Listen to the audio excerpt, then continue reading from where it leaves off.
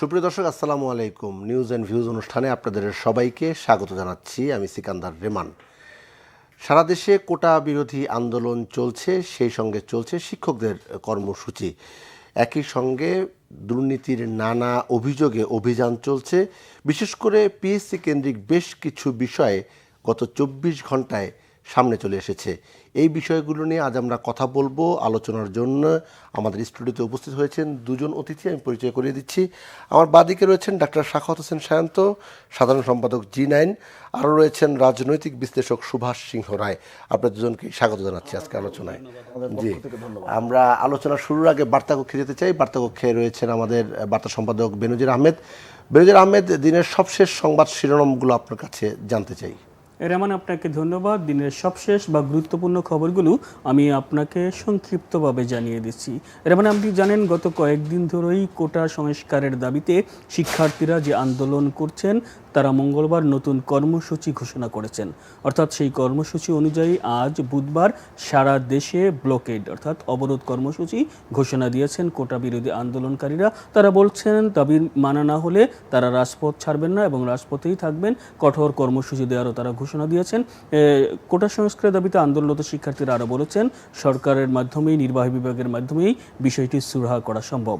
এদিকে হাইকোর্টের যে রায়, সেই রায়, কোটা নিয়ে যে রায়, সেটা স্থগিত করতে দুইজন শিক্ষার্থী মঙ্গলবার বিশেষ চেম্বার জজ আদালতে আপিল করেছেন। এ বিষয়ে আজ শুনানির তারিখ নির্ধারণ করা হয়েছে।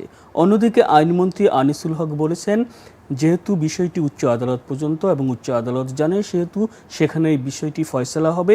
এক্ষেত্রে আন্দোলন করে বা রাজপথে চেঁচামেচি করে কোনো লাভ হবে না। তিনি শিক্ষার্থীদের আন্দোলন পরিহার করার আহ্বান জানিয়েছেন। যেমন আরেকটি বিষয় হচ্ছে পেনশন স্কিম প্রত্যয় নিজেদের অন্তর্ভুক্তির প্রতিবাদে বিশ্ববিদ্যালয়ের শিক্ষকরা কিন্তু নবম দিনের মতো মঙ্গলবারও তাদের ক্লাস পরীক্ষা বর্জন অব্যাহত রেখেছে।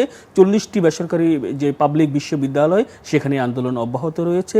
শিক্ষক নেতারা বলছেন এ পর্যন্ত সরকারের পক্ষ থেকে তাদের সাথে কোনো আলোচনা হয়নি। অর্থাৎ শিক্ষকদের এই পেনশন বিরোধী যে আন্দোলনের কারণে সমস্ত বিশ্ববিদ্যালয় কার্যক্রম কিন্তু অচল হয়ে পড়েছে, এমনকি বন্ধ রয়েছে লাইব্রেরিও। শিক্ষক নেতারা বলছেন যদি সরকার সদিচ্ছা হয়, সরকারের সাথে আলোচনা হয়, প্রয়োজনে যেই ক্ষতি হচ্ছে এখন, সরকার যদি তাদের দাবি মেনে নেয়, তাহলে সেই ক্ষতি পুষিয়ে পরবর্তীতে অতিরিক্ত ক্লাস নেওয়ার মাধ্যমে এই ক্ষতি কাটিয়ে নেওয়া হবে। যেমন আরেকটি বিষয় হচ্ছে সম্প্রতি যে আলোচিত সমালোচিত বাংলাদেশ পাবলিক সার্ভিস কমিশন পিএসসির বিগত 30 বছরের যেই ক্যাডার নন ক্যাডার পদে যে পরীক্ষার প্রশ্ন ফাঁস নিয়ে সম্প্রতি একটি চ্যানেলের যে প্রতিবেদন, এ নিয়ে কিন্তু ব্যাপক আলোচনা হয়েছে। আপনি জানেন এরই মধ্যে গত 5 জুলাই বাংলাদেশ রেলওয়ের উপসহকারী প্রকৌশলীর যে পরীক্ষা হয়েছিল, সেইখানে প্রশ্ন ফাঁস হয়েছে এবং এই ঘটনায় জড়িত এর মধ্যে 7 জনকে গ্রেফতার করা হয়েছে। টোটাল 17 জনকে গ্রেফতার করা হয়েছে এবং মঙ্গলবার তাদেরকে আদালতে তোলা হয়। এর মধ্যে পিএসসির সাবেক চেয়ারম্যানের গাড়ি চালক যে আবেদ আলীর নাম এরই মধ্যে বিভিন্ন ফেসবুকে ভাইরাল হয়েছে, আপনি দেখেছেন। বিশাল সম্পদের মালিক রয়েছে। এই আবেদ আলী সহ টোটাল 6 জন মঙ্গলবার আদালতে তাদের স্বীকারোক্তিমূলক জবানবন্দি দিয়েছে এবং বাকি 10 জনকে আবেদ আলীর ছেলে সিয়াম হোসেন, যিনি ছাত্রলীগের যেই কেন্দ্রীয় কমিটিতে ছিলেন, যাকে ইতিমধ্যে বহিষ্কার করা হয়েছে, তাকে আদালতে পাঠানো হয়েছে। অন্যদিকে পিএসসির পক্ষ থেকে পিএসসির যে চেয়ারম্যান, তিনি বলেছেন এই ঘটনায় যারা জড়িত থাকবে তাদের বিরুদ্ধে ব্যবস্থা নেওয়া হবে। এরই মধ্যে পিএসসির পক্ষ থেকে কিন্তু একটি তদন্ত কমিটিও গঠন করা হয়েছে। আগামী 15 কার্যদিবসের মধ্যে এই কমিটি তাদের প্রতিবেদন দিবে। অন্যদিকে মঙ্গলবার সন্ধ্যায় পিএসসির পক্ষ থেকে এই প্রশ্ন ফাঁসে জড়িত থাকার অভিযোগে পিএসসির 5 জন কর্মকর্তা এবং কর্মচারীকে সাময়িক বরখাস্ত করা হয়েছে। পিএসসির এক বিজ্ঞপ্তিতে এই তথ্য জানানো হয়েছে। রেমান, এই ছিল আমার কাছে সবশেষ তথ্য। জি, অসংখ্য ধন্যবাদ বেনজির আহমেদ আপনাকে আমাদের সবশেষ তথ্য জানানোর জন্য। বার্তাকক্ষ থেকে আলোচনা শুরু করতে চাই ডাক্তার সাখাওয়াত হোসেন সায়ন্ত, আপনাকে দিয়ে। আবারও কোটা সংস্কার আন্দোলনের রাজপথে শিক্ষার্থীরা, সরকার তার অবস্থানে অনড়, এখন আদালতের দিকে তাকিয়ে সবাই।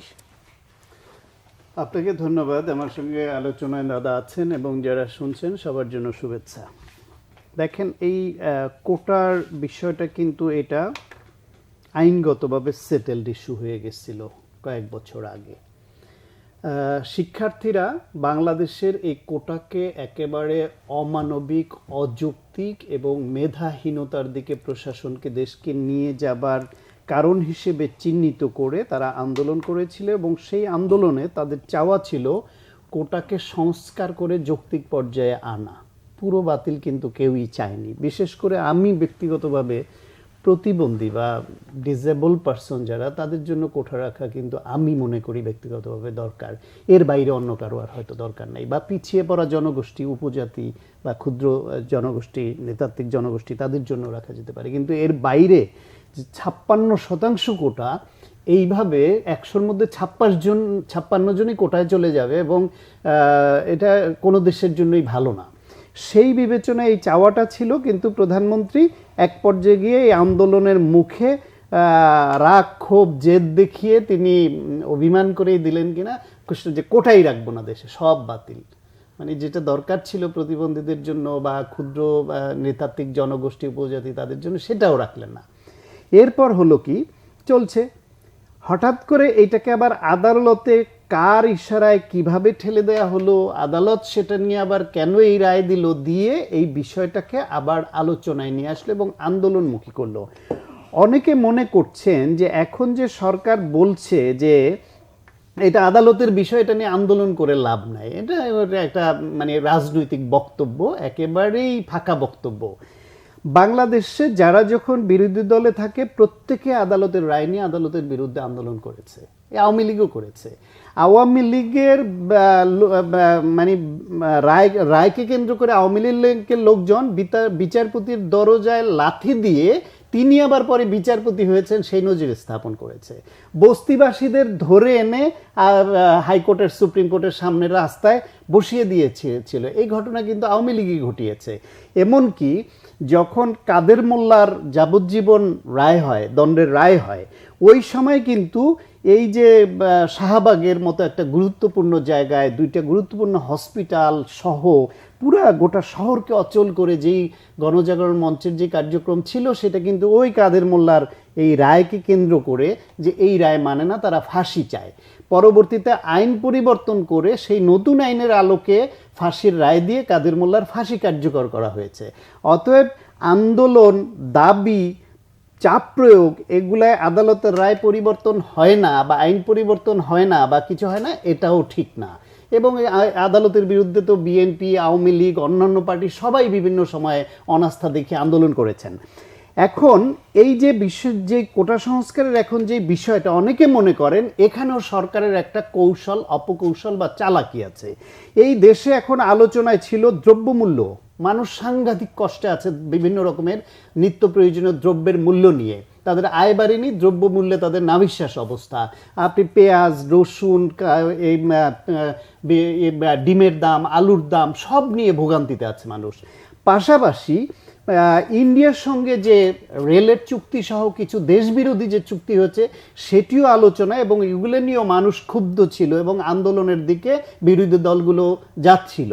সেই অবস্থায় এই যে বেনজির, সাবেক সেনাপ্রধান, এই এনবিআরের মতিউর রহমান, ফয়সাল সহ এইরকম বড় বড় যে দুর্নীতির বিষয়গুলো সামনে আসছিল, আমাদের এমপি আনার হত্যাকাণ্ড এবং তার স্মাগলিংয়ের বিষয়গুলা, এই সবগুলোকে ঢেকে দিয়ে মিডিয়া এবং আমাদের সমস্ত আলোচনাকে কনসেন্ট্রেট করে ফেললো এই কোটা নিয়ে।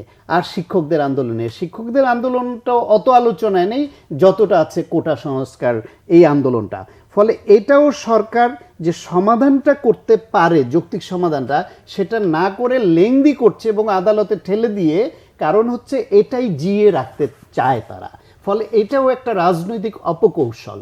কিন্তু শেষ পর্যন্ত আমি বিশ্বাস করি এই যে কোটার যে দাবি, ন্যায্য দাবি শিক্ষার্থীদের, দেশের মানুষের, ম্যাক্সিমাম মানুষের, সেইটা শেষ পর্যন্ত না দিয়ে পারবে না। সেটা সরকার দেখ, নতুন আইন করে দেখ, আর আদালতকে দিয়েই রায় দিয়ে করিয়ে দেখ, এটা দিতে হবে, এটা না দিয়ে উপায় নাই। শেষ পর্যন্ত দিবে, কিন্তু মাঝখানে মানুষের যে যৌক্তিক যে দাবি, আন্দোলন, চাওয়া বা যেগুলো নিয়ে সরকার খুব বিব্রতকর অবস্থায় ছিল, সেইখান থেকে দৃষ্টিটা ফিরিয়ে দিল। সুভাষ রায়, এই কথাগুলো যেগুলি স্বাগত শান্ত বলছিলেন, এটি বিরোধী রাজনীতিবিদরা গত 2-1 দিন ধরে বলছেন যে দৃষ্টিভঙ্গিটা আসলে একদিক থেকে আরেক দিকে নিয়ে যাওয়া হচ্ছে। কি কি বিষয়গুলি তিনি বলছিলেন। আপনার কাছে আমার এটি প্রশ্ন, সেই সঙ্গে আরেকটি প্রশ্ন হচ্ছে এই যে আন্দোলনের যৌক্তিকতা বা অযৌক্তিকতা নিয়ে প্রশ্ন না, প্রশ্নটা হচ্ছে জনদুর্ভোগ হচ্ছে কিনা, এবং সেই জনদুর্ভোগ লাঘবে সরকার বা আইন শৃঙ্খলা রক্ষাকারী বাহিনীর ভূমিকা ঠিক আছে কিনা। ধন্যবাদ আপনাকে সিকান্দার রহমান। 12টা 11 বাজে। আর 22 পর্যন্ত বলবেন? না, তার কম বললেও চলবে। জি। আমি শুরুতে ডাক্তার আপনি কি সাখাওয়াত বললেন? হোসেন সায়ন্তর বেনজির ভাই বলল সাখাওয়াত হোসেন সায়ন্তর কথাগুলো মন দিয়ে শুনছিলাম, কারণ শুনতে হয়, শোনাটা জরুরিও। এবং তিনি 2বার একটা বিষয় বলেছেন যে কাদের কাদের কোটা থাকা উচিত। প্রতিবন্ধীদের কথা বলেছেন, সমাজে পিছিয়ে পড়ার অংশের কথা বলেছেন। আমি মনে করলাম প্রথমবার তিনি মুক্তিযুদ্ধের কথা বলেননি কিংবা ভুলে গিয়েছেন, দ্বিতীয়বার শুরু করেছেন যখন, তখন মনে করেছিলাম এইবার অন্তত বলবেন, সেটাও বলেননি। তার মানে কি, ডাক্তার সাখাওয়াত হোসেন সায়ন্ত একজন চিকিৎসক, লেখাপড়া জানা মানুষ, অতএব বুঝে শুনে কথা বলেন, এবং কথাগুলো যখন বলেন রাজনীতির বাইরে যান না। যেই রাজনৈতিক দর্শনে সে বিশ্বাস করে সেটাকে একেবারে আঁকড়ে ধরে থাকেন, এবং এটা কিন্তু খারাপ গুণ না। আমি একটা কথা বলি, মেধা নিয়ে যে মেধাহীন বিতর্কের সূত্রপাত হয়েছে খুবই দুর্ভাগ্যজনক। ডাক্তার সাখাওয়াত হোসেন শান্ত লেখাপড়াতে ভালো ছিল, আমি যদি লেখাপড়াতে খারাপ থেকে থাকি কিংবা ফলাফলে যদি খারাপ হই, আমাকে আপনি মেধাহীন বলবেন কোন দৃষ্টিভঙ্গি থেকে?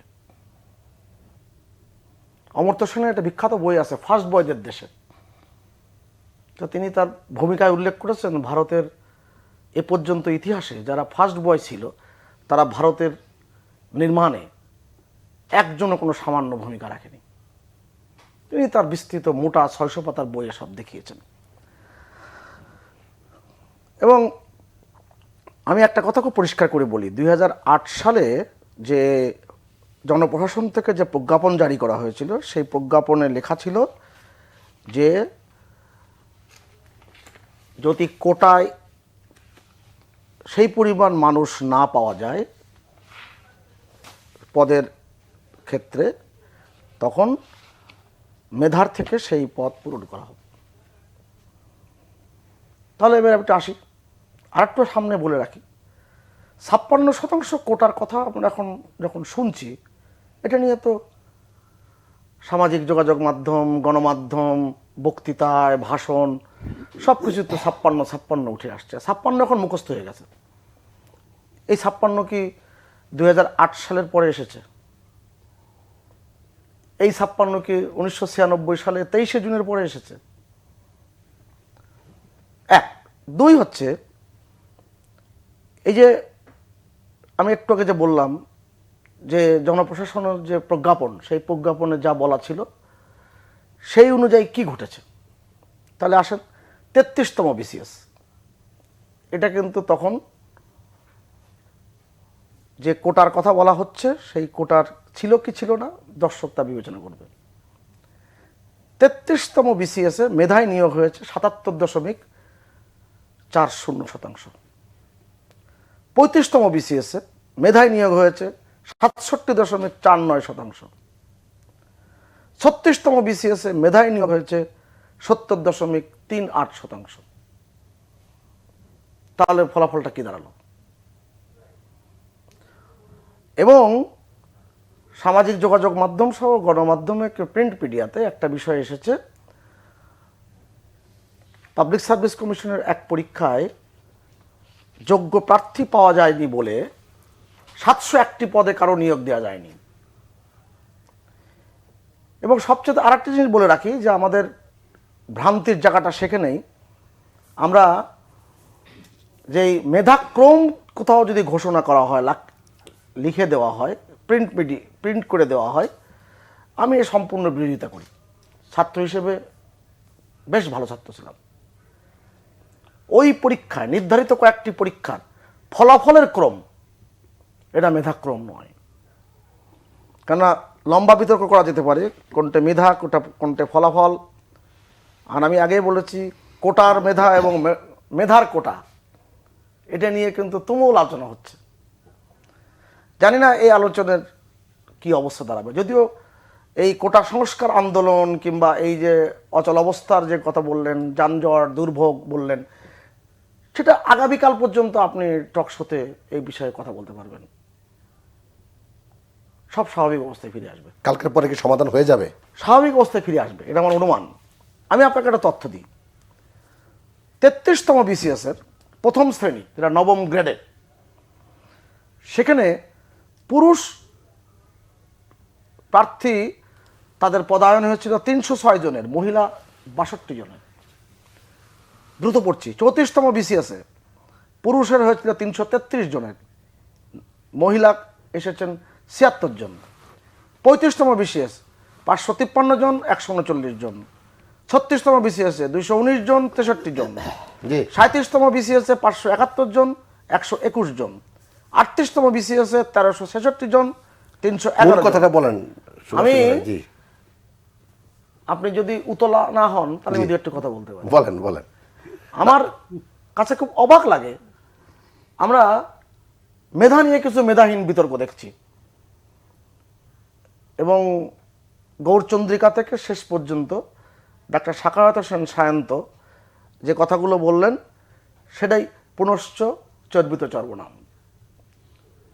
এবং যে ডাইভার্ট করে দেওয়া, বিষয়বস্তুকে আড়াল করে দেওয়া, এই কথাগুলো যখন বলে না, আমার কাছে খুব অবাক লাগে। কেননা কোনো কিছুই ধামাচাপা দেওয়া যায় না। কারণ ছোটবেলায় পড়েছিলাম যে যেই ধামাচাপা দেবেন, ধামাকে আপনি চাপা দেবেন কি করে, এটা চাপা দেওয়া যায় না। আর আজকে তথ্য প্রযুক্তির বাড়বাড়ন্তের সময় আদৌ সেটা সম্ভব নয়। আর যেই সরকার দায়িত্ব পালন করছে সেই সরকার কিন্তু জনগণের সাথে সম্পর্কিত, জনগণ কিন্তু জানে, জি জনগণ বোঝে, আর জনগণকে সরকার বোঝে। আপনার কাছে খুব পরিষ্কার করে বলা দরকার যে এই যে রেল চুক্তি যে কথা বললেন, সমঝোতা এবং মেমোর অফ আন্ডারস্ট্যান্ডিং এবং টিটির পার্থক্য বিএনপির নেতারা বোঝেন না। তা একজন উপদেষ্টা হিসেবে ডাক্তার সাখাওয়াত হোসেন সায়ন্ত এটা বিএনপিকে এখনো শেখাতে পারেনি। যেমন ফেনী নদীর চুক্তি, এটা নিয়ে তো কত কিছু হলো।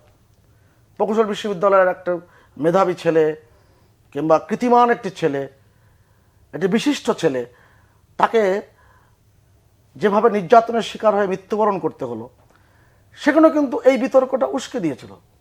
এই বিতর্কের কারণেই ঘটেছে। বিবিসি আন্তর্জাতিক একটি গণমাধ্যম একটা ভুল তথ্য দিল যে ফেনী নদীর সাথে ফেনী নদীর পানি নিয়ে চুক্তি হয়েছে। এটা নিয়ে বিএনপির নেতারা বাহাস করলেন, এবং তারা একজন তো গণভবন পর্যন্ত স্মারকলিপি দিতে গেলেন। কিন্তু চুক্তি এবং সমঝোতার মধ্যে যে পার্থক্যটা কোথায়, তারা তো সরকার চালিয়েছে, একবার হোক, দুবার হোক, সোয়া দুইবার হোক, চালিয়েছে, তো জি। বোঝা উচিত ছিল। তো আমার কাছে কথাগুলো খুব পরিষ্কার। আপনি যদি ষড়যন্ত্রের ডালপালা মেলতে চান, আপনি যদি ফাঁক ফোকর খুঁজতে চান, সেটা আলাদা কথা। জি বাংলাদেশের আজকের এই প্রেক্ষাপটে আপনি তরুণ প্রজন্ম নিয়ে কিন্তু খেলাধুলা করতে পারবেন না। জি আর তরুণরা যখন জেগে ওঠে তখন বাংলাদেশ জেগে ওঠে। জি। আপনি আজকে শাহবাগের যে তরুণরা জেগেছে, সেটা আমি কি ইতিবাচক হিসেবেই দেখি। কিন্তু এতে যে উস্কানিদাতারা যারা থাকেন, আমি বলছি না ডাক্তার সাখাওয়াত হোসেন সায়ন্ত উস্কানিদাতা কিংবা তার সমপর্যায়ে যারা আছেন, কিন্তু একটা কিছু মনে রাখা দরকার, ভুল তথ্য দিয়ে বেশি দিন বিভ্রান্ত করতে জি পারবেন না। ডাক্তার সাখাওয়াত হোসেন সায়ন্ত। ম্যাম, ভেবেছিলাম দাদার দাবি অনুসারে তাকে 22 পর্যন্তই বলতে দিবেন। না, আমি বলেছি তো, আমি 2 মিনিট কম বলবো। 20 পর্যন্ত আপনার তুলনায়। বলতে দিয়েছেন, কিন্তু 11 যে আমার ধরেছিলেন, সে 11-র মধ্যে এই আপনার ইন্ট্রো এবং বার্তা কক্ষের বক্তব্য যে কয় মিনিট ছিল, সেই হিসাবটা দেখলে বুঝবেন আপনি দেখছেন? যে আসলে দেখছেন? হিসাবটা ওই সরকারি হিসাব যার মনে কেমন মনে হিসাব। যেটা থাকে, ওইটা এবার আমি যার মনে মনে যেটা আসল থাকে, আলোচনায় আমি আসি। কিন্তু কিছুই বলি না, আমি দাদা বলছি যে- 12টা 10 বাজে। না, আমি শুধু এইটুকু বলেছি, না, যে আমি রেমান এইটুকু ভাইয়ের বলেছি। ব্যাখ্যা তার দেওয়া মানে দেখে কি? এটা হচ্ছে আতে ঘা লাগা। রেমান ভাই ব্যাখ্যা দিয়েছেন তো, যে আপনাকেও 11 মিনিট 22 পর্যন্ত দিব ওই জন্য। জি, বলেন। যাই হোক, বিষয়টা হলো দাদা যেটা বললেন যে ঘুরে ফিরে আর কি ওই যে জাস্টিফাই করবার চেষ্টা করেন সবকিছুই, যে যা হচ্ছে ঠিক হচ্ছে। মানে বিবিসি একটা ভুল রিপোর্ট করলো, সেই রিপোর্টের ভিত্তিতে বিএনপি বিবৃতি দিল, বাহাস করলো, তার ভিত্তিতে আবরার একটা স্ট্যাটাস দিল, সুতরাং তাকে মেরে ফেললো, এটাকে এই মৃত্যুটাকে লঘু হয়ে গেল। মনে সেটা দেখছেন না, মোটেই তা না। কত উঁচু মানের জঘন্য মেধাবী যেটা, বুঝছেন সেটা ডাক্তার জঘন্য। সায়ন্ত? যেটা আমি জঘন্য কিন্তু সেটা জঘন্য। প্যাসিভ ভয়েসে কথা বলেছি। দাদা শেষ করি। আমি কিন্তু প্যাসিভ ভয়েসে হ্যাঁ, কথা হ্যাঁ, বলেছি। ওই প্যাসিভটাই এবং বলছি সেটা আমি। এত আমি অ্যাক্টিভ আমার ভয়েসে কথা এত বলে মন দেই। দিয়ে শোনে এবং এত গভীরে যায়, বিস্তৃত ব্যাখ্যা দিয়ে দিয়েছে। আমি একটু শেষ ধন্যবাদ করি, আপনাকে। আমি শেষ করি। আপনাকে অনেক ধন্যবাদ। সেকেন্ডলি যেটা হচ্ছে যে পরিসংখ্যান দিলেন যে মেধায় কখনো কখনো 60 কখনো 70 পর্যন্ত মেধায় গেছে। সুতরাং 56% যে কোটায় বলা হচ্ছে এটা কখনোই হয় না, কারণ প্রজ্ঞাপন আছে যে কোটায় না পাওয়া গেলে মেধা থেকে নেওয়া হবে। যে জায়গায় আপনার যদি এটাই সত্য হয় যে কোটার লোক খুঁজে পাওয়া যায় না, 77.40%। দাদা 78%। দাদা এবার আপনি একটু বেশি ভুল বললেন। উতলা হয়ে যাচ্ছেন। না, না, আমি একটু উতলা হচ্ছে শেষ না। করি। আপনি 70 বলেছেন, আমি 77.4%। Okay sir, 33%। 77-এর উপরে হলো। সেটা হচ্ছে যে জায়গায় আপনার কোটার লোক খুঁজেই পাওয়া যায় না, সেই কোটা রেখে লাভ কি, বা ওইটাকে সংস্কার করলে অসুবিধাটা কোথায়? কিংবা বিএনপির সময়ও যদি এই কোটা থেকে থাকে, তাই বলে এখন সেটাই জায়েজ হয়ে যাবে, আওয়ামী লীগকে তাই রাখতে হবে, অন্যায় হলেও সেটাই বা কেন? যাদের আমলে ছিল, যদি ওই সময়ের জন্য যৌক্তিক থাকে ঠিক, যদি সময়ের প্রেক্ষাপটে অযৌক্তিক হয়ে গিয়ে থাকে অযৌক্তিক। আর যেই মেধার কথা বললেন 77%, 60%, এটা এক একবার হয়েছে, তার কত শতাংশ যে আসল মেধায় হয়েছে আর কত শতাংশ যে প্রশ্ন ফাঁস বা স্বজনপ্রীতি করবার জন্য দুর্নীতির আশ্রয় নেওয়ার ফলে এই শতাংশটা ওইভাবে মেধা কোটায় বাড়ানো হয়েছে, সেটাও আমরা জানি না। কারণ আমরা তো দেখছি প্রশ্ন ফাঁসের কি মহোৎসব এই আওয়ামী লীগ আমলে। প্রশ্ন ফাঁসে আসবো আমরা, প্রশ্ন ফাঁসে আসবো, কিন্তু সুভাষ সিংহরা একটি কথা বলেছেন, আপনি কি ভুলে গিয়েছিলেন কিনা সেটাও আমি নোট রেখেছি। আমি বলছি সেটাই যে সেই ক্ষেত্রে এই সরকারের সময় প্রশ্নফাঁস, এবং এটা নিয়ে বলাই হতো, একটা স্লোগান তৈরি হয়ে গেছিল যে প্রশ্নফাঁস, অধিক পাস, জাতির সর্বনাশ। এই তিনটা শিক্ষাখাতে করবার জন্যই পরিকল্পিতভাবে তারা ওই মন্ত্রণালয়টাকে নিয়োগ মানে অ্যাসাইনমেন্ট করেছে। কারণ সমস্ত সেক্টরের ক্লাস 5-এর বৃত্তি পরীক্ষা থেকে টপ লেভেল পর্যন্ত প্রশ্নফাঁস হয়নি গত 16 বছরে, এমন কোনো পরীক্ষা পাবেন না। ঢাকা বিশ্ববিদ্যালয়ের এন্ট্রান্স পরীক্ষায় পর্যন্ত ছাত্রলীগের নেতারা প্রশ্ন ফাঁসে জড়িত হয়ে ধরা পড়ে বিচারাধীন আছে, এবং পরে তাদেরকে আবার বিশেষ বিবেচনায় খালাসও দেওয়া হয়। আর মুক্তিযোদ্ধার কোটার যে প্রশ্নটা, আমি এটা সচেতনভাবে অ্যাভয়েড করেছি, কারণ এই বিতর্কটা উস্কে দেন ওনরা মুক্তিযুদ্ধকে একটা তাদের বিশেষ উদ্দেশ্যে ব্যবহার করবার কৌশলের অংশ। এটা মুক্তিযোদ্ধা যারা মুক্তিযুদ্ধ করেছেন, তারা দেশের জন্য করেছেন, জীবন বাজি রেখেছেন, তাদের সম্মান, তাদের প্রাপ্তি সবকিছু তাদের নাতিদের কোটার উপর ডিপেন্ড করে না। তাদের ওইটা হয়েছে বলে ওনরা এখন 51,000-এর বেশি মুক্তিযুদ্ধের সার্টিফিকেট দিয়েছেন, সংবাদ মাধ্যমে আসছে, যাদের জন্ম 71 সনের পরে। এইরকম ভাবে তালিকা দিয়ে তাদের নাতিদের কোটা বানিয়ে আপনারা দিবেন, সেই কোটা রাখতে হবে, এটি কোনোভাবে হয় না। মুক্তিযোদ্ধাদের জন্য পর্যন্ত ঠিক আছে, তাদের সন্তান পর্যন্ত ঠিক আছে, আপনার নাতি পর্যন্ত, পুতি পর্যন্ত, তারপরের জেনারেশনে নিয়ে যাবেন, মেধার দাম দিবেন না। এইটা হলো একটা ধান্দাবাজির কৌশল। মুক্তিযুদ্ধকে এই আওয়ামী লীগ এমনভাবে ব্যবহার করে, যেখানে যেখানে এই পাবলিক মোবিলাইজেশন, এই টোটকাটাকে, এই ট্যাবলেটটাকে খাওয়ানো যায়। যদি মুক্তিযুদ্ধের এত দরদ থাকে, মুক্তিযুদ্ধ মন্ত্রণালয়ে আপনার ক্ষমতা এসে 96-তে করেন নাই কেন? সেটা তো বিএনপিকেই করতে হলো তাদের জন্য। যদি এত দরদ থাকে, তাহলে যে মানুষটি যুদ্ধে গিয়ে শহীদ হয়েছেন, ফিরে আসেন নাই স্বজনের কাছে, ওই ফ্যামিলির স্যাক্রিফাইস বড়, নাকি যিনি আহত অবস্থায় ফিরে আসছেন স্বজনের কাছে, অথবা সুস্থ শরীরেই যুদ্ধ করে গৌরব নিয়ে ফিরে এসেছেন, কোন পরিবারের স্যাক্রিফাইস বড়? নিশ্চয়ই যার স্বজন শহীদ হয়েছে, যাকে ফেরত পায়নি। 30 লক্ষ শহীদের মধ্যে দাদা বলুক তো, কত লক্ষ শহীদ পরিবার ভাতা পায়? কত লক্ষ শহীদ পরিবারের প্রজন্মরা এই কোটার মধ্যে আসতে পারে? তারা এই সার্টিফিকেট পেয়েছে, করেননি কেন? সেটা কারণ ওইখানে ওনাদের ধান্দাটা নাই। ধান্দাটা হচ্ছে গিয়ে এখন যারা আছে, যাদেরকে রাজনৈতিক কাজে ব্যবহার করা যাবে, শহীদ পরিবারের একটা তালিকা করে সেই পরিবারকে দেন। সেটা সংখ্যাটা কত দাদা পারলে বলুক, যে 30 লক্ষর মধ্যে কত শতাংশ আনতে পেরেছেন? এইখানে ওনাদের ধান্দা নাই। সব জায়গায় দেখবেন, এই যে গতকাল প্রধানমন্ত্রী 196 জন মেহমান নিয়ে চায়না গেলেন, আমেরিকা একটা বিবৃতি ওদের বিরুদ্ধে দিলে, একটা স্যাংশন দিলে, স্বাধীনতা বিরোধী হয়ে যায় এবং সেই দেশে যাওয়া যাবে না, আটলান্টিক পাড়ি দিয়ে যাবেন না, কত কিছু। চায়না কি করেছিল? মুক্তিযুদ্ধের পক্ষে ছিল। আজকে যিনি প্রধানমন্ত্রী, ওনার পিতা বেঁচে থাকতে চায়না বাংলাদেশকে স্বীকৃতি পর্যন্ত দেয়নি। মৃত্যুর 15-16 দিন পরে এই দেশকে স্বীকৃতি দিয়েছে এবং বাংলাদেশের সঙ্গে কূটনৈতিক সম্পর্কই তৈরি হয়েছে জিয়াউর রহমানের হাত ধরে। সেই চায়নায় আজকে 196 জন মেহমান নিয়ে কি সুন্দর করে যান। এখন আর চায়না কিন্তু মুক্তিযুদ্ধ বিরোধী না। তবে আমি ব্যক্তিগতভাবে মনে করি বাংলাদেশের উন্নয়নে এবং আমাদের কাজে লাগবে এমন জায়গায় চায়নাকে কাজে লাগানো উচিত। মুক্তিযুদ্ধে কি করেছিল সেইটা ধরে রেখে এখনকার সম্পর্ক বিবেচনা করা উচিত নয়। আমরা একটা বিরতিতে যাব, বিরতির পরে এসে নাতিদের কোঠা, ধান্দাবাজির কৌশল, চীনে প্রধানমন্ত্রীর সফর, এই দুইটা বিষয় আপনার কাছে জানবো। সুভাষ সিংহ রায়, 3টে হয়ে গেল, আচ্ছা দুটি বিষয় জানবো। আমরা একটা বিরতিতে যাচ্ছি। সুপ্রিয় দর্শক, আপনারা দেখছেন নিউজ অ্যান্ড ভিউজ, আশা করি আমাদের সঙ্গে থাকবেন।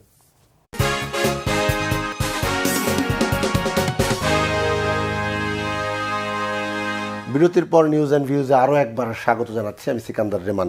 সুভাষ সিংহ রায়, আপনার কাছে দুটি প্রশ্ন করে গিয়েছিলাম বিরতির আগে। নাতিদের কোটা, ধান্দাবাজির কৌশল, শহীদ পরিবার নিয়ে একটি কথা বলেছেন সুভাষ সাখাওয়াত হোসেন সায়ন্ত, এবং একই সঙ্গে প্রধানমন্ত্রীর চীন সফর নিয়েও তিনি প্রশ্ন তুলেছেন। জেনে রাখা ভালো, যে সংখ্যাটা উল্লেখ করেছেন তার মধ্যে একটি বড় একটা সংখ্যা আছে বাংলাদেশ চেম্বার অফ কমার্সের, এবং সেটা সরকারের অর্থায়নে তারা কখনোই প্রধানমন্ত্রীর সফরে যান না।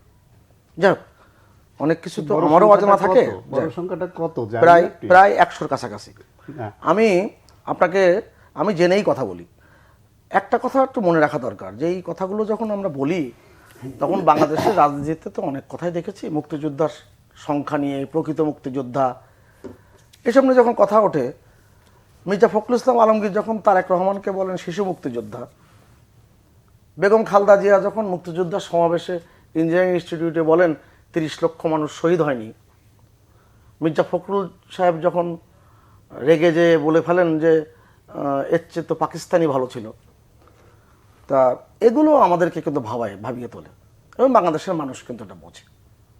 বঙ্গবন্ধু হত্যাকাণ্ডের পরে শুধু তালিকা করে করে মুক্তিযোদ্ধাদের হত্যা করা হয়েছে, ফাঁসিতে ঝোলানো হয়েছে, অনেক কথা বলা যায়। না দাদা, জাহিদুর রহিমের মতো তথ্যটা আপনার জানা আছে? আমার এক্স্যাক্টলি জানা নাই। জানার জন্য যে কত সংখ্যক শহীদ মুক্তিযোদ্ধার পরিবারকে এই ভাতার আওতায় আনা হয়েছে? কোথায় তালিকা অনুযায়ী যেগুলো এসেছে সেই তালিকা অনুযায়ী কত? আমার সংখ্যাটা এই মুহূর্তে মনে নেই। আমি আপনাকে 1 লাখের কম। হ্যাঁ, আমি আপনাকে একটা কথা বলি, 30 বাংলাদেশের লাখে 1 মুক্তিযুদ্ধের লাখের কম পরিবার। একজন মুক্তিযোদ্ধাকে আপনি জিজ্ঞেস করবেন যে আপনি এই গত 16 বছরে কেন এই সময়টাতে আপনি কেমন আছেন, এবং তারা সকলেই বলবে যে আমরা এর চেয়ে ভালো কখনো ছিলাম না বাংলাদেশ বঙ্গবন্ধু হত্যাকাণ্ডের পর। তারেক রহমানের শিশু মুক্তিযুদ্ধ বলেছেন না মির্জা ফখরুল, ভিডিও ফুটেজ বের করেন এখনই, আপনি চাইলে বিরতি দিয়ে প্রডিউসারকে যদি আপনি বলেন বের করে দিতে পারবেন।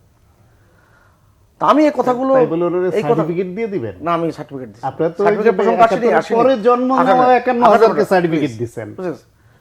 যেমন আমি ভুলে গিয়েছিলাম যে একটি জায়গায় থেকে তার রাজনৈতিক দর্শনের জায়গায় কখনোই কিন্তু ডাক্তার সাখাওয়াত হোসেন সায়ন্ত কম্প্রোমাইজ করেনি, কেননা সচেতনভাবে সেদিন মুক্তিযোদ্ধাদেরকে কোটার আওতায় আনার প্রসঙ্গই উল্লেখ করেনি। 71 সালে মুক্তিযুদ্ধের সময় যারা যুদ্ধে গিয়েছিলেন, সম্মুখ সমরে যুদ্ধ করেছেন, জীবন বাজি রেখে যুদ্ধ করেছেন, তাদের যদি বয়স থেকে থাকে তখন 17, 18, 19, 20, 21, 22, তারা কিন্তু 85% অধিক ছিল কিন্তু কৃষকের সন্তান, শ্রমিকের সন্তান। এই মানুষগুলো দেশ স্বাধীন হওয়ার পরে তাদের সরকারি চাকরিতে যোগ দেওয়ার শিক্ষাগত যোগ্যতায় কিন্তু পূরণ হয়নি। 3 বছর 7 মাসের মাথায় বঙ্গবন্ধু নৃশংস হত্যাকাণ্ড, তারপরে 21 বছর যাবৎ টানা হচ্ছে আওয়ামী লীগের শাসন। এই আওয়ামী লীগের শাসনের সময় বাংলাদেশের মুক্তিযোদ্ধাদের পরিস্থিতি কেমন ছিল, যদি কেউ প্রকৃত সত্য কথা বলে তাহলে সব কিন্তু বেরিয়ে আসবে। তার পরবর্তীতে যখন 96 সালে আওয়ামী লীগ সরকার আবার দায়িত্বে আসলেন, তখন সন্তানদের চাকরির বয়স সীমা প্রায় শেষ হওয়ার মতন। এখন স্বাভাবিক কারণে এই বিষয়গুলো এসে যায়, তাদের নাতি নাতনির প্রসঙ্গ এসে যায়, এবং খুবই অন্যায়ভাবে আমরা মুক্তিযোদ্ধাদেরকে হেয় করবার চেষ্টা করছি। এবং তাদের অবদানকে খাটো করবার চেষ্টা করছে। জি এবং এই যে আদালতের রায় নিয়ে একবার স্বাগত শান্ত বললেন না, এই কথাগুলোর মধ্যে কোনো অনেক দ্রুতলয়ে কথা বলেন, তো ছন্দে ছন্দে কথা বলেন, কিন্তু একটা কথাকে ভুলে যান যে বাংলাদেশের এই মুক্তিযুদ্ধকে ভুলিয়ে দেবার জন্য যা যা চক্রান্ত তার পছন্দের দল করেছে। বুঝতে পারছি। আমরা একটু ভিন্ন প্রসঙ্গে ডাক্তার শাকাত হোসেন সায়ন্ত আপনার কাছে জানতে চাই, দুর্নীতি। আরেকটা কথা বলি, জি, এখন বাংলাদেশ আওয়ামী লীগের যে সদস্যরা আজকে পার্লামেন্টে আছে তার 43% সরাসরি মুক্তিযোদ্ধা অথবা মুক্তিযুদ্ধের সন্তান। জি, শাকাত হোসেন সায়ন্ত, আপনি নিজেও কিছুক্ষণ আগে বলছিলেন দুর্নীতিবাজদের কথা। এই দুর্নীতি বিষয়ে কথা বলতে গিয়ে কিন্তু আপনি যদিও বলছিলেন যে দৃষ্টিভঙ্গিটা পরিবর্তন হয়ে যাচ্ছে, কিন্তু এর মধ্যেও কিন্তু বেরোচ্ছে বিসিএস এর মতো পরীক্ষা থেকে শুরু করে পিএসসির অধীনে প্রায় সকল পরীক্ষায় এখন বিভিন্ন গণমাধ্যম রিপোর্ট করছে যে প্রশ্ন ফাঁস হচ্ছে। সবশেষ গত শুক্রবার একটি পরীক্ষা হয়েছে রেলওয়ে, সেখানেও প্রশ্ন ফাঁসের অভিযোগ আনা হচ্ছে এবং গাড়ি চালক আবেদ আলীর মতো লোক এখানে বেরিয়ে আসছে। আসলে দুর্নীতির এই শেকড়টা কোন পর্যন্ত? বাংলাদেশে দুর্নীতি এমন পর্যায়ে গেছে যে এখন দুর্নীতি করে না তাকে বলা হয় সুযোগের অভাবে সে শতাচ্ছে অথবা সে বোকা, এবং এর সংখ্যা নগণ্য।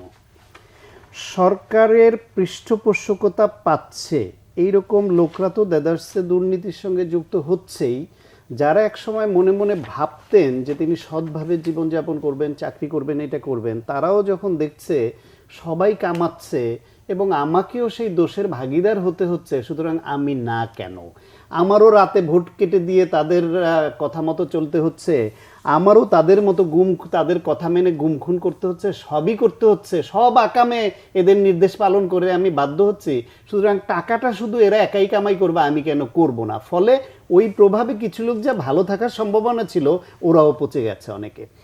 বাংলাদেশে এখন এই যে আবেদ আলী বা যাই বলেন, এইসব দুর্নীতির খবর আমি পড়তে খুব একটা ইন্টারেস্টও পাই না। আওয়ামী লীগে আসার পরে 2-4টা যাই দেখি আমি, 100 কোটির নিচের দুর্নীতিগুলার পড়ার মজাই পাই না।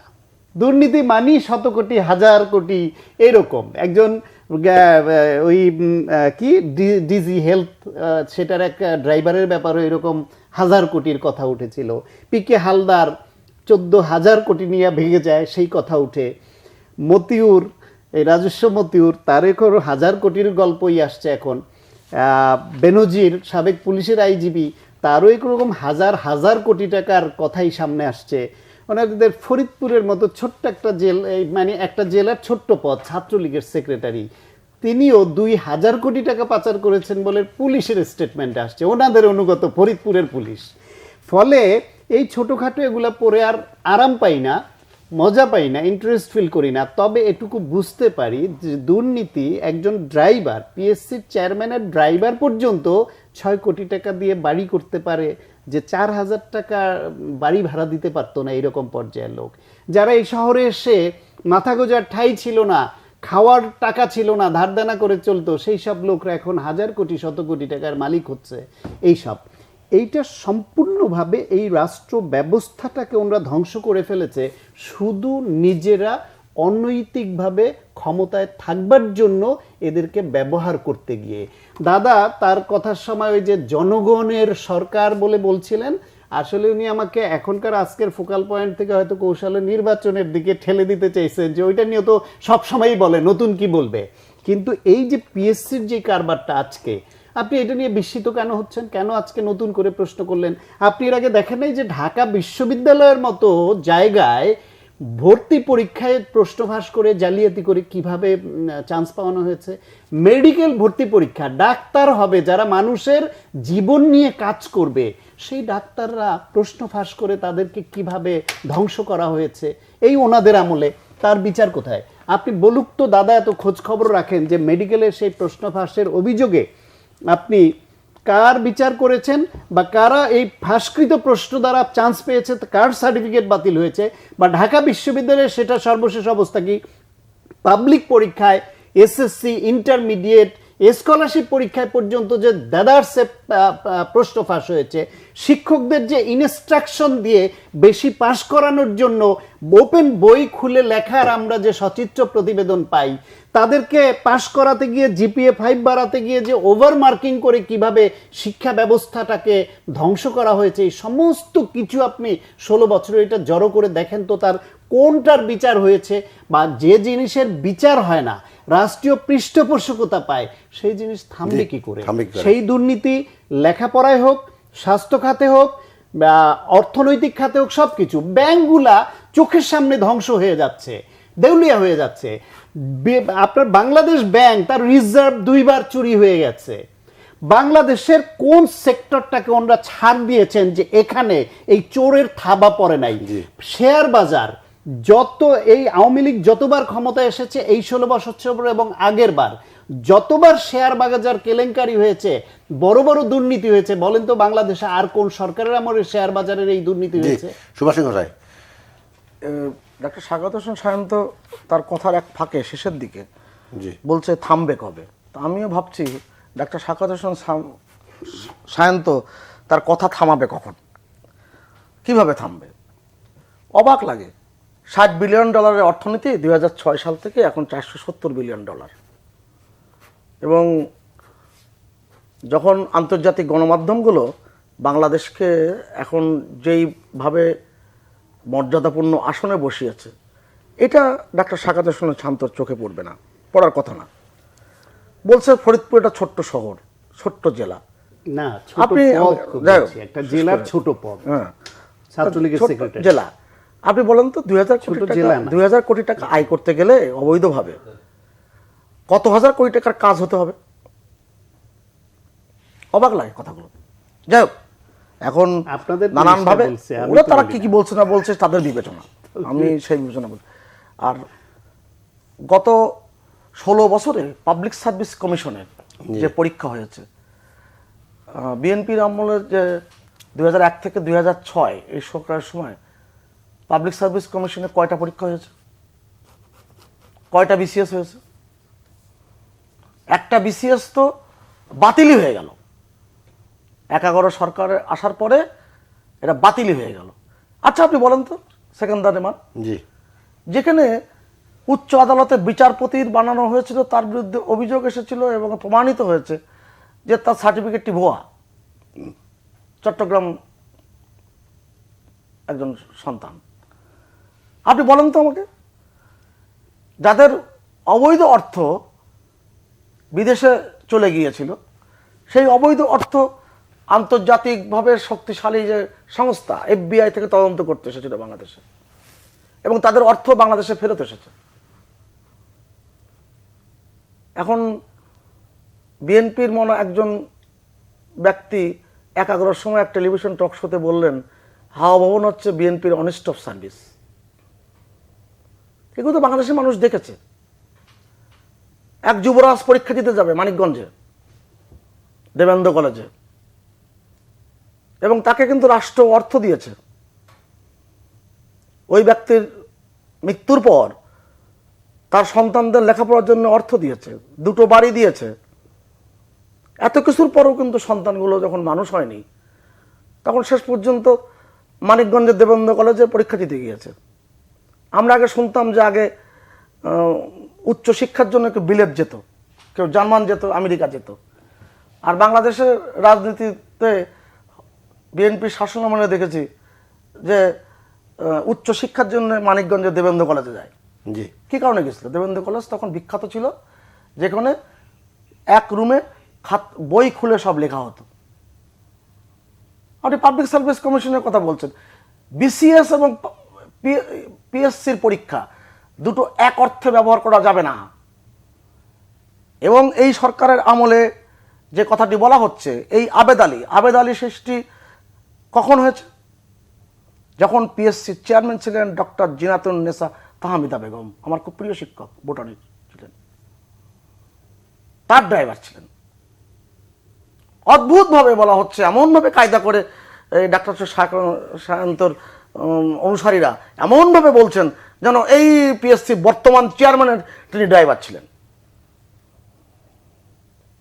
দুর্ভাগ্যজনক ঘটনা। না, ড্রাইভার যারা আমলে থাকুক, তার না, না, না, না, না। অপকর্ম নিয়ে হচ্ছে কথা। আরে অপকর্ম কোন আমলে হয়েছে, জি, কোন সময় হয়েছে, কখন থেকে তার শুরু হয়েছিল, এগুলো তো বোঝা। এবং এই সরকারের আমলে এটা উদ্ঘাটিত হয়েছে। এবং তার ছেলে কোন না, না, দল করে? না, দল যে আপনিও যদি কালকে আওয়ামী স্বেচ্ছাসেবক লীগের দায়িত্বপ্রাপ্ত হন, অবাক হবার কিছু থাকবে দিবেন না তো আপনারা। অতএব আপনারা সেই দায়িত্ব না, না, দিবেন না। কে টাকা নিবে না নিবে দিবেন কেন? সেটা না, সেটা ভিন্ন বিষয়, সেটা আলোচনা, রাজনৈতিক আলোচনা।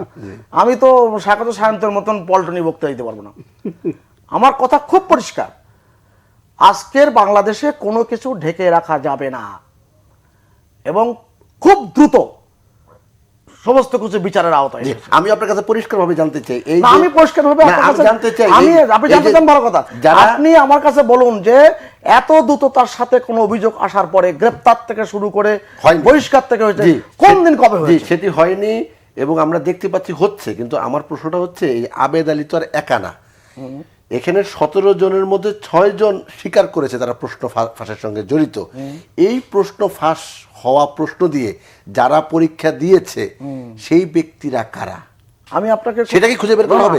অবশ্যই সব আসবে, তদন্তের সমস্ত কিছু বেরিয়ে আসবে।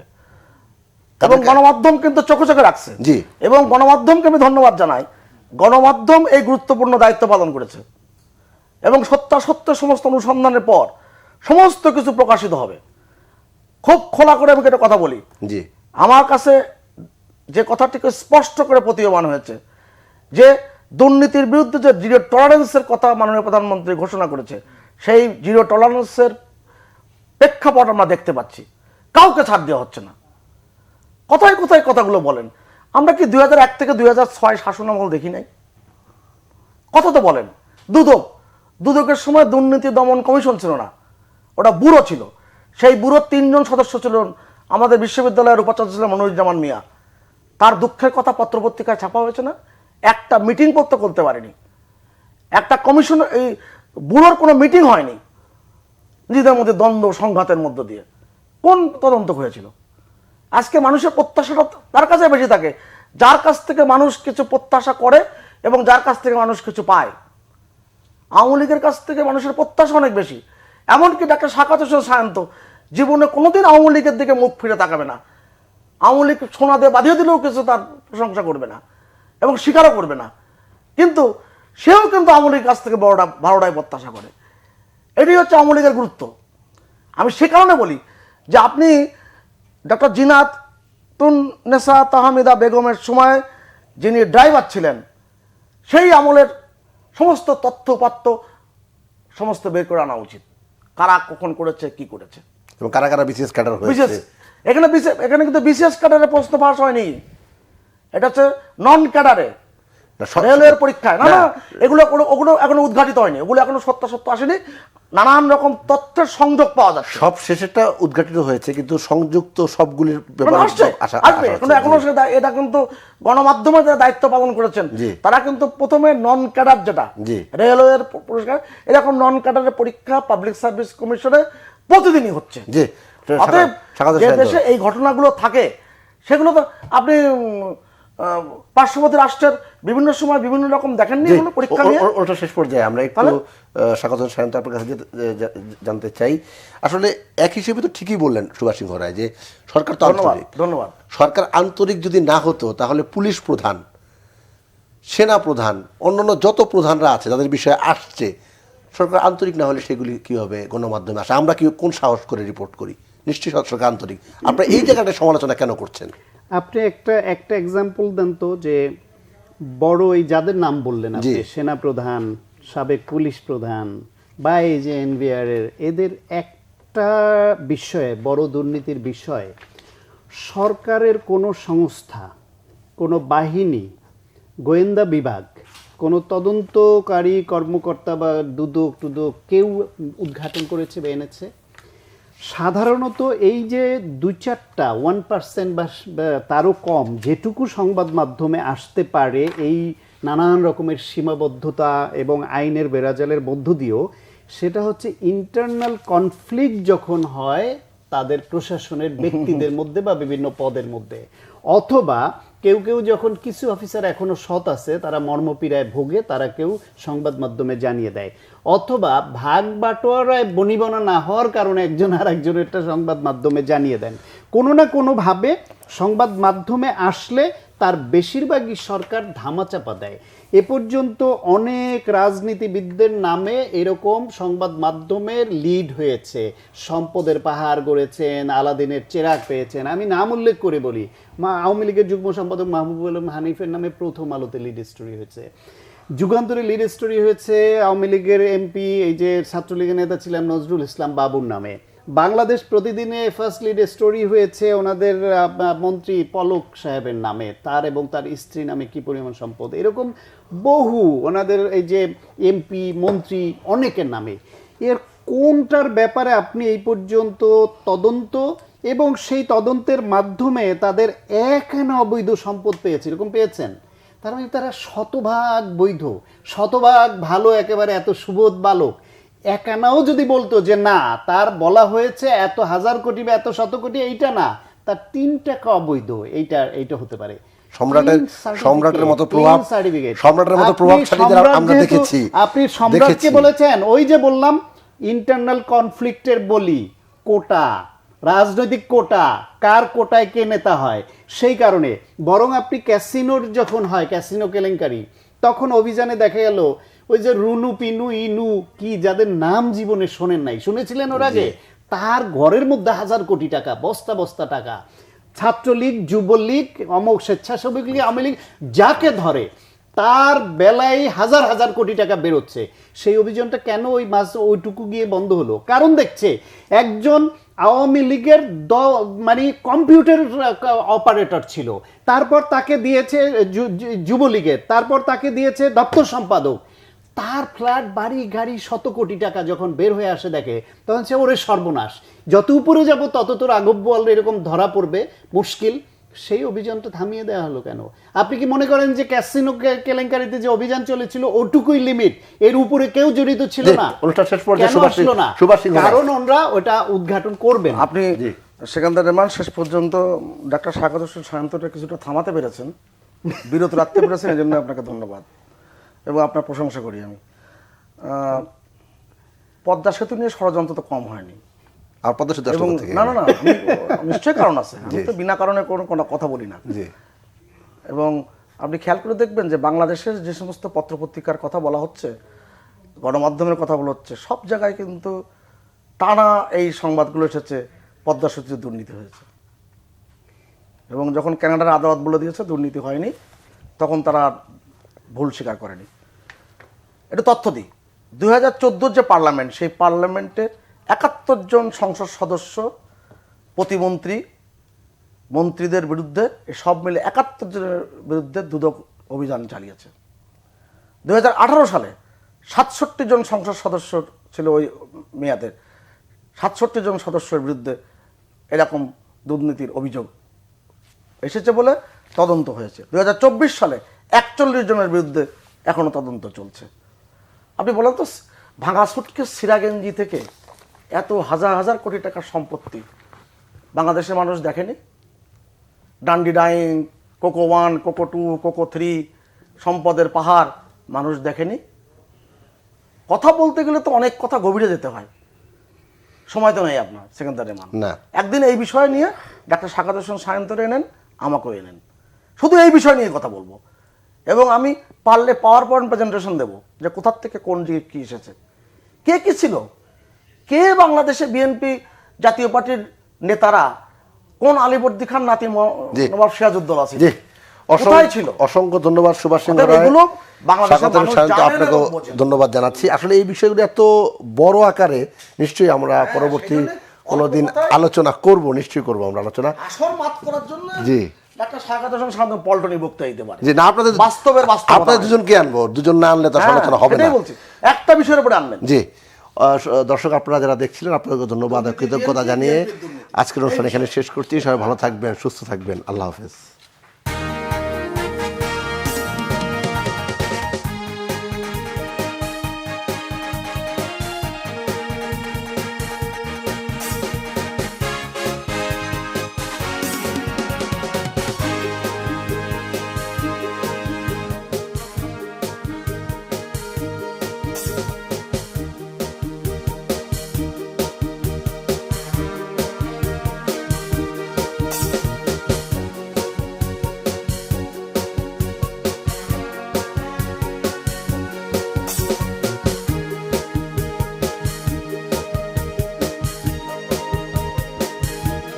ধন্যবাদ।